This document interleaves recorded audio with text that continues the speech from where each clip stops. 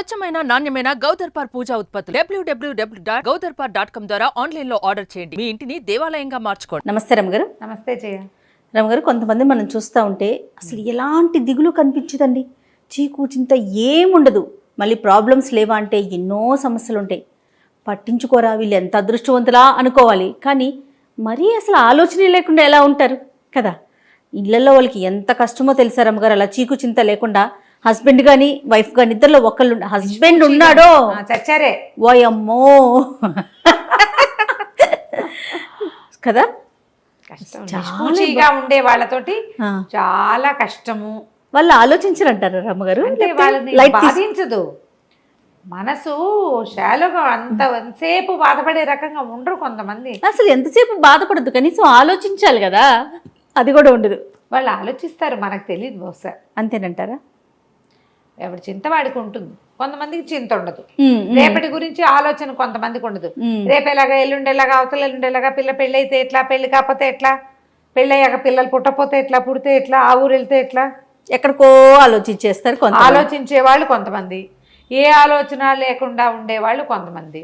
దీని మీద ఒక నిర్విచారుడని భలే కథ ఉంది జయ. ఓ చెప్పండి. చాలా బాగుంది, ఇంట్రెస్టింగ్ గా ఉంటుంది. పాత కథ, 50లోది బహుశా, ఏమన్నా 50 అంతే 50స్లోది అనుకో.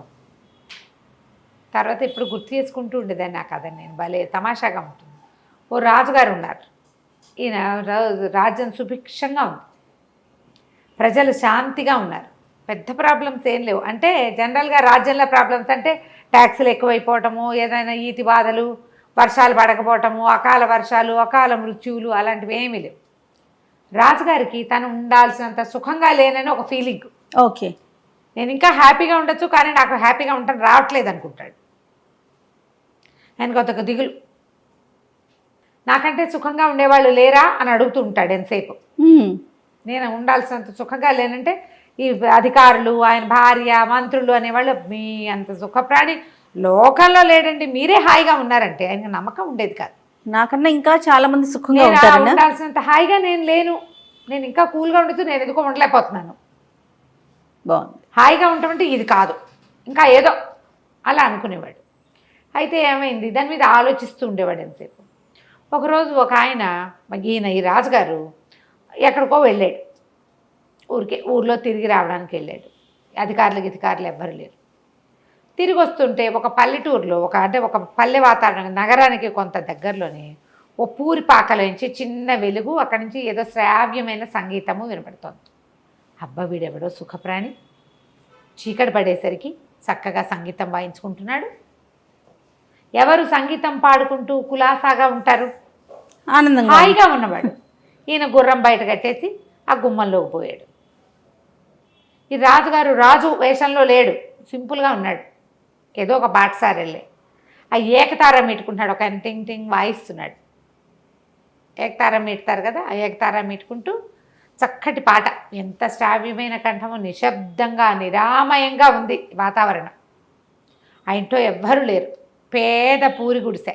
ఓ మూల ఓ పొయ్యి ఉంది, ఏవో గిన్నెలు కనపడుతున్నాయి, ఓ చిన్న కుక్కి మంచం ఒకటి ఉంది కూర్చోడానికి వీలుగా, ఓ చాపేసుకుని గుంజకానుకుని కూర్చుని ఏకతార మీటుకుంటూ పాడుకుంటున్నాడు.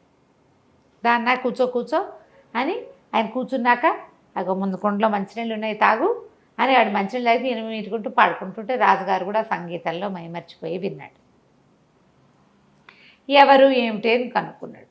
ఎంత హాయిగా పాడుతున్నావు, నీకేం బాధ లేవంటే, ఏం బాధలు ఉంటాయన్నయ్యా, నాకేం బాధలు ఉంటాయన్నా, ఏమున్నాయి, ఏదో కళాయి చేస్తాను, కళాయి పనులు చేస్తాను, మాటలేస్తాను గిన్నెలకి, నగరంలో తిరుగుతా పొద్దంతా, ఏదో ఒక పావలా రూపాయి దొరుకుతుంది, కాసిన బియ్యం కూర కొనుక్కు తెచ్చుకుంటా, అన్నం వండుకుని తింటా, నేను ఎవరికి పెట్టక్కర్లేదు, ఎవరు నాకు పెట్టక్కర్లేదు, గొడవ లేదు, నాకెవరు లేరే అని ఏడవచ్చు. వాడు ఏడవట్ల, ఏం చేయాలి, ఏముంది, నడిచిపోతుంది కదా.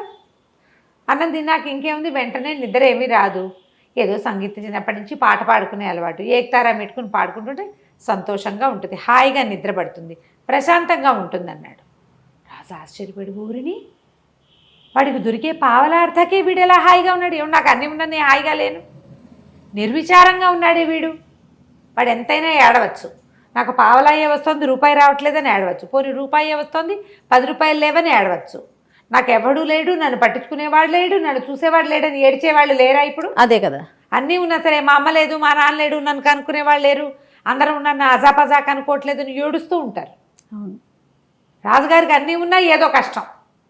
నేను ఇంత నిర్విచారంగా ఉండలేను, నేను ఇలా హాయిగా నా దారిని నేను పాట పాడుకుంటూ పడుకోలేకపోతున్నానే. సరే వీడికి ఇది కట్ చేసి చూద్దాం, వీడు ఏం చేస్తాడో అని. మర్నాడు ఆ రాత్రి వెళ్ళిపోగానే ఊళ్ళో ఎవ్వరూ మాటలేయించద్దు, కళాయి పెట్టించద్దు, అవన్నీ పనులు కోటలోనే అవుతాయి, రోడ్డు మీద తిరిగేవాడికి పని ఇవ్వద్దు అని టంకేయించాడు. వాడి ఆయన తెలివి. మర్నాడు ఈ కళాయి పోసేవాడు ఊరంతా తిరిగాడు, ఎవరు పిలవల, ఎవ్వరూ పిలవల. పని లేదు, ఏం చేస్తాం? తిరిగి వస్తూ ఉంటే ఇంటికి ఒక ఆయన, ఒక పెద్ద మనిషిలాగా ఉన్న ఆయన పాకెట్లో నుంచుని గొడ్డలు పెట్టి పేళ్ళు కొట్టుకుంటున్నాడు. పేళ్ళు కొట్టుకుంటుంటే ఆశ్చర్యపోయాడు బాబు, ఇంత పెద్దవారు, ఇంత పెద్ద ఇంటి ఓనర్లే ఉన్నారు, ఎందుకండి ఈ పేళ్ల పనులు? నా బొట్టివాడు ఎవరికో కూలివాడికి 10 పావలా ఇచ్చి ఓ పావలా ఇచ్చి చేయించుకోవచ్చు కదంటే, ఒరే కూలి ఎవరు దొరక్కేనైనా చచ్చినట్టు వేసుకుంటున్నాను, వాన వచ్చేలాగా ఉంది, పేళ్ళు లేకపోతే రాత్రికి అన్నం, రేపు పొద్దుటికి అన్నం ఉండదు, పనివాళ్ళు ఊరెళ్ళారు, ఎవరు లేక చేసుకుంటున్నానంటే, బాబు నాకు ఇవ్వండి, ఆ పావలా ఇస్తే నేను వేసి పెడతా బాబు అని చకచకా పేళ్ళు కొట్టేసి అవన్నీ కట్టకట్టి వంటింట్లోకి చేర్చి వాళ్ళకి ఆయన పావలా ఇచ్చి ఓ గ్లాస్ అటు గంజిస్తే గంజి తాగి పావలా 10 రూపాయలు తెచ్చుకున్నాడు. వచ్చేటప్పుడు ఒక గుప్పెడు బియ్యం, ఓ సోల్డ్ బియ్యము, ఒక తాటుకూర తెచ్చుకున్నాడు, అన్నం వండు తినేసాడు. అయిపోయి ఆ రోజు ఏకతారం పెట్టుకుంటున్నాడు. రాజుగారు ఇవాళ వీడికి తిండి దొరుకుండదు, వాడు అడుక్కునేవాడు కాదు, పని చేసుకుని బతికేవాడు. ఏం చేస్తున్నాడో చూద్దామని రాత్రి 9 అయ్యేసరికి తయారయ్యాడు. వీడు టింగ్ టింగ్ టింగ్ టింగ్ అని పాడుకుంటున్నాడు. ఎవడెవ్వడి వాడు ఈ జీవుడు, ఎవరికి ఏమవుతాడు ఈ జీవుడు అనుకుంటూ. రాజు ఆశ్చర్యపోయాడు, ఓరిని అని మళ్ళీ వెళ్ళాడు లోపలికి. వెళ్తే నాయనా బాగున్నావా అన్నాడు. ఆ బాగున్నాను, ఇవాళ ఏం పని చేసావు అని అడిగాడు.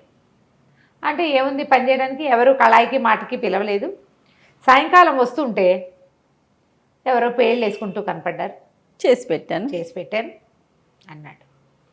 అయితే అప్పటి నుంచి రాజుగారు ఆశ్చర్యంగా ఉంది ఆయనకి, వెళ్ళిపోయాడు. రోజు పేళ్ళు వేసుకునే బతకడం మొదలుపెట్టాడు. ఊరంతా తిరిగి ఎవరికైనా కట్టిపేళ్ళు కొట్టి పెట్టాలమ్మా, ఏదైనా బరువు పని చేయాలా అని హాయిగా రోజు తెచ్చుకుంటాడు. అందుకుముందు మొదటి రోజున 1/2 రూపాయే వచ్చింది, తర్వాత నుంచి రూపాయి రావటం మొదలైంది. హాయిగా కడుపు నిండా తిని ఉంటున్నాడు. మళ్ళీ వచ్చి చూశాడు రాజు, వీడు ఏకతారులో మార్పు లేదు. ఈయనేమంటున్నాడు, వీడు కాయ కష్టం చేయటం వల్ల వీడు నిర్విచారంగా ఉన్నాడు, వీడి కష్టం కట్ చేద్దాం అనుకున్నాడు రాజు. మర్నాడు ఏం చేశాడు, 10 రోజుల తర్వాత ఒక సైనికుల్ని పంపించి, నీకు భటుడు ఉద్యోగం ఇస్తున్నాం, కోటకు పిలిపించారు, భటుడు ఉద్యోగం ఇస్తున్నాము, ఉద్యోగంలో చేరమన్నారు. అనేసరికల్లా ఈ నిర్విచారుడు అన్నాడు, ఎందుకండి నాకు పొట్ట బాగానే గడిచిపోతుంది, నాకు ఉద్యోగం అవసరం లేదు బాబయ్య, హాయిగా గడిచిపోతుంది, నేను సుఖంగా ఉన్నాను అంటే వాళ్ళు ఒప్పుకోవాలి. దేవుడి నుంచి నీకు ఉద్యోగం ఇవ్వమని ఆర్డర్ వచ్చింది, నువ్వు ఉద్యోగం చేయవలసిందే, ఇదిగో బట్టలు అని భటుడి బట్టలు ఒక కత్తి ఇచ్చారు. కాదంటానికి వీల్లేదు, రాజాజ్ఞ. సరే ఏం చేశాడు, ఆ భట్టుడి బట్టలు వేసుకుని ఆ కత్తి పుచ్చుకుని వచ్చి నుంచున్నాడు. ఇక్కడ ఎక్కడో కాపలాగా ఏమంటారు, డ్యూటీలు వేస్తారుగా అక్కడ ఇక్కడ అని. 2-3 రోజులకి వాడికి తెలిసింది. అంతకుముందు ఏదో బియ్యం పప్పు ఉంటే వండు తిన్నాడు. 2-3 డేస్కే వాడికి అర్థమైంది, ఇదేంటి నెల జీతం, రోజు పావలా అర్ధ రాదు, దినబత్తెని రాదు, నెల అయ్యాక జీతం ఇస్తారు, ఈ నెల రోజులు తిండెట్లా? వీడేం చేస్తాడో చూద్దామనే రాజు ఎత్తు. ఏం చేశాడు, ఒక కమ్మరాయన దగ్గరికి వెళ్ళి, రాజుగారు తన కత్తి ఇచ్చారు కదా, ఈ సైనికులకి కత్తిస్తారు, ఒక వర కత్తి ఉంటాయి, ఆ కత్తిని కుదవబెట్టాడు ఆయన దగ్గర. కుదవబెట్టి వ్యాపారి దగ్గర ఆయన ఏం చేస్తాడంటే, వ్యాపారి కత్తులు వాళ్ళకి వీళ్ళకి రెంట్కి ఇస్తాడు. తనకి దినవారీ ఓ పావలా వచ్చేలాగా ఏర్పరచుకున్నాడు. ఆ పావలాతోటి ఒక గుప్పెడు బియ్యం కొనుక్కుంటాడు, ఏదైనా ఒక కూర కొనుక్కుని వంట తీసుకుంటాడు.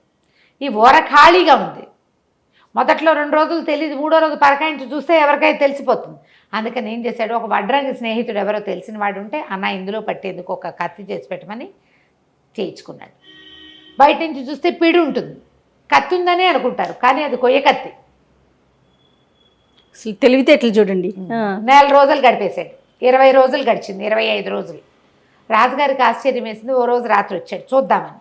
వీడు టింగ్ టింగ్ వాయించుకుంటున్నాడు, పాడేస్తున్నాడు నిర్విచారంగా. రాజు ఆశ్చర్యపోయాడు, ఎట్లా వీడు చేస్తున్నాడు, ఇప్పుడు వెళ్ళి అడగలేడు. అందుకని ఏం చేశాడు, ఓహో వీడు ఊరికే సైనిక వృత్తి ఇచ్చాం వీడికి, వాడు అక్కడ ఇక్కడ ఊరికే రుంచుంటాడు పారా హుషారు అనుకుంటూ, వీడికి పెద్ద పని చెప్పాలి. రక్తం చూడలా వీడు యుద్ధ సైనికుడు కాదు, వీడికి నెత్తురు చూపించాలి, వీడికి అప్పుడు వీడి సుఖమంతా పోయి భయం వేస్తుంది వాడికి. అసలు అంత కక్ష ఏంటో రాజుకి తనకంటే వాడు హాయిగా ఉన్నాడనే విషయాన్ని ఓర్చుకోలేకపోతున్నాడు. రాజే. మనమైనా అంతే కదా జయ, మనకంటే అవతల వాళ్ళు హాయిగా ఉన్నారని అనిపిస్తే మంటగా ఉండదా? కానీ అలా కక్ష సాధిస్తారా? మనకు అవకాశం లేదు, రాజుకి అవకాశం ఉంది. ఏదైనా అనవా జయ మనం, వాళ్ళకేంటి అంటాం సాధారణ రమ్మగారు. ఈ డ్రెస్ ఎంత నచ్చినా సరే ఈ డ్రెస్ నీకు సూట్ కాలేదు, అలా ఉంటే బాగుండేది, ఇందులో ఈ పువ్వు లేకపోతే బాగుంది, ఏదో ఒక వంకి ఓర్చుకోలేనితనం ప్రతి మనిషికి 100% ఉంటుందండి. అవకాశం వచ్చినప్పుడల్లా ఆవిడ అట్లా ఇట్లా వేరే ఒక రూపంలో అయినా అనేసి ఆ కక్ష తీర్చేసుకుంటూ ఉంటారు. రైట్. మనుషులు కదా, మనుషులకి అలాంటివే ఉంటాయి భావాలు. వాటిని అరిషడ్ వర్గాన్ని జయించలేం మనం, రాజుగారు అసలు జయించలేము. ఏం చేశాడు, మర్నాడు ఒక ఖైదీకి ఉరిసి ఇది ఉంది, మెడకోసేయాలి వాడిది, ఏమనాలి దాన్ని, ఊరి శిక్ష, తల ఉత్తరించటం, నరకటమే, మెడ నరకటం తలారి పని. ఆ తలారికి చెప్పాడు ఫలానా ఒక సైనికుడు ఉన్నాడు నిర్విచారుడు, వాడి చేత ఈ పని చేయించమన్నారు, అతను మెడొత్తరించే పని వాడికి చెప్పమన్నారు. అక్కడి నుంచి వీడిని పిలుచుకుపోయారు. పిలుచుకుపోతే అక్కడ ఒక ఖైదీ ఉన్నాడు, వీడికి వాళ్ళ మరణశిక్ష ఉంది, ఆ శిక్ష నువ్వు అమలు చేయాలి, కత్తి వేయి అన్నారు. అనగానే వీడు నిర్ఘాంతపోయాడు. ఒకటి భయం వేసింది, రెండోది ఇంకో భయం వేసింది, కత్తి లేదు కదా, లేదు, కొయ్య కత్తితో ఎట్లా చేస్తాడు. అదే అయితే లబలబలాడుతూ అన్నాడు, అయ్యా తలారన్నా నాకు ఈ పనులు అలవాట్లేదు, నేను ఏదో మామూలుగా మాటలేసుకుని బతికేవాడిని, ఎందుకో ఉద్యోగం వచ్చింది బాబు, నాతోటి ఇవన్నీ కాదు, ఒట్టి సైనికుడు పని అంటే కాపలా పనే కదా అనుకున్నాను, ఈ చావుల పనులు నరకటాలు అవి నేను చేయలేనని అంటే తలారు ఒప్పుకోలే, కఠినంగా చెప్పాడు. నీ పేరు చెప్పారు, దేవుడి నుంచి నీతోటి శిక్ష అమలు చేయించమని వచ్చింది, చేయవలసిందే రాజాజ్ఞ, ఇక కుదరదన్నాడు. అనేసరికల్లా వీడు ఆలోచించుకుని ఓకే దేవుడా, నా జీవితంలో ఎప్పుడూ చేయని ఒక బ్రహ్మాండమైన పని చేయబోతున్నాను, నా వల్ల ఒక ప్రాణం పోబోతోంది, ఒకవేళ ఈ ఖైదీ కనుక నిర్దోష అయితే నేను నరికే కత్తి కొయ్య కత్తిగా మారిపోవుగాక, నువ్వే ప్రమాణం దేవుడా, నీ మీదే శపథం చేస్తున్నాను అని గట్టిగా అరిచాడు. చుట్టూ జనాలతో చూస్తారు ఏమవుతుందో. వీడు ఏనాడు అలాంటి పనులు చేసిన వాడికి వీడు మాటలేసేవాడని కొంతమందికి తెలుసు, సైనికుడు ఊరికే పారా హుషారంటాడని ఇంకొంతమందికి తెలుసు. వీడు సర్రమని కత్తి చూసి దాడి మెడమ నరకబోయాడు, కొయ్య కత్తి కనపడింది అందరికీ. ప్రజలంతా కేకలు పెట్టారు, నిర్దోషి నిర్దోషి నిర్దోషి అని. మ్యూజిక్ ఏం రాలేదు, అని మ్యూజిక్ వస్తుంది, ఇక్కడ ఏమీ రాలే, కత్తి మాత్రం కొయ్య కత్తిగా మారిపోయింది. పిడి రాజుగారు ఇచ్చిన కత్తిపిడే, అదే కదా, కత్తి మాత్రం కొయ్య కత్తి. తలారి కూడా నిర్ఘాంతపడి ఇదేంటి విచిత్రం, ఎప్పుడూ చూడలేదే, వీడు మహామహిమాన్వితుడిగా కనబడ్డాడు జనాలందరికీ. పరిగెత్తుకుంటూ పోయి రాజుగారికి చెప్పారు, వాడు నిర్దోషండి, వాడి నిర్దోష ఏంటి, అంతా విచారించాం, వాడు నిర్దోష కాదు, వాడు దోషి, వాడు 5 హత్యలు చేశాడు, దారి దోపిడి దొంగ వాడు అంటాడు రాజు. జడ్జిని పిలిచారు, మంత్రిని పిలిచారు, అందరూ వాడు దొంగ వాడు హంతకుడు అంటే కత్తి కొయ్య కత్తిగా ఎలా మారిపోయింది? ప్రజలు ఒప్పుకోవటాల, నిర్దోషికి శిక్షిస్తారా? మేము చూస్తుండగానే కత్తి కొయ్య కత్తిగా మారిపోయింది. కేకలు పెట్టేసి జనాలంతా క్యాండిల్ ర్యాలీ లాంటిది చేయటం మొదలుపెట్టారు. రాజుగారు ఆశ్చర్యపోయి, ఈ నిర్విచారుడు, ఈ పాటగాడు ఉన్నాడు కదా సంగీత పాడుకునేవాడు, వీడిని పిలిచాడు. ఒరే నాయన ఏంటి కథ అంటే, నేనేం చేయను ప్రభు, ఇలా జరిగిందండి చెప్పేశాడు. చెప్పంగానే రాజుగారు అనుకున్నాడు, వాడు హాయిగా ఉండటానికి అలవాటు పడ్డవాడు, వాళ్ళు నిర్విచారంగానే ఉంటారు, వాడికి డబ్బులు ఉన్నాయి, లేదు ఉద్యోగం ఉంది, పదవి ఉంది, ఇవి కాదు, అంతే. నిర్విచారంగా ఉండటం వాడి మనస్తత్వం. డబ్బుంటే సుఖంగా ఉంటారని, రాజైతే సుఖంగా ఉంటారని, ఉద్యోగం ఉంటే సుఖంగా ఉంటాం కాదు, సుఖంగా ఉండటం అనేది ఒక తత్వం, అంతే. ఏదున్నా లేకపోయినా ఆ ఖైదీకేమో శిక్షని మరణ శిక్ష చేసి, మరి ప్రజల్లో గొడవ వస్తుందిగా, వాడికేమో ఆజన్మాంతం జైలు శిక్ష విధించి, ఈ పాటగాడిని నీకు చేతొచ్చిన పని చేసుకో అని చెప్పి వదిలిపెట్టేశారు. ఏమైనా ఇవ్వమని అడిగితే ఏం వద్దండి, నా బతుకు నేను బతుకుతానన్నాడు. పావలా అర్థం వస్తే చాలు, ఏకతారం మీటుకోవడానికి అంతకంటే ఏం కావాలి, అంతే. హాయిగా దాన్ని పోయాడు. రాజుగారు ఆ తర్వాత నాకంటే సుఖంగా ఎవడున్నాడు అని చూడడం మానేశాడు. సూపర్, వాడి తెలివితేటలు సూపర్. నమస్తే రమ్మగారు. నమస్తే.